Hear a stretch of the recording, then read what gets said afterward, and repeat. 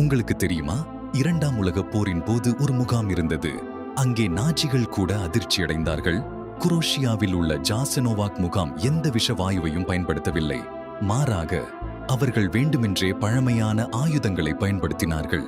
கத்திகள், சுத்தியல்கள், ரம்பங்கள், கோடாலிகள், இவையெல்லாம் அதிகபட்ச வேதனையை உருவாக்க உஸ்தாஷே காவலர்கள் ஒரு இரவில் யார் அதிக மக்களை கொல்ல முடியும் என்று போட்டி போட்டார்கள்.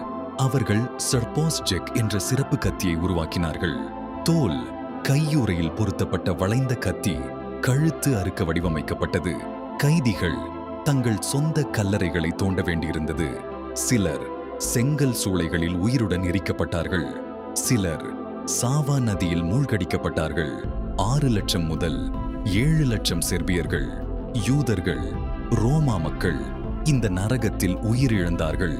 இது வெறும் கொலை அல்ல, இது திட்டமிட்ட சித்திரவதை.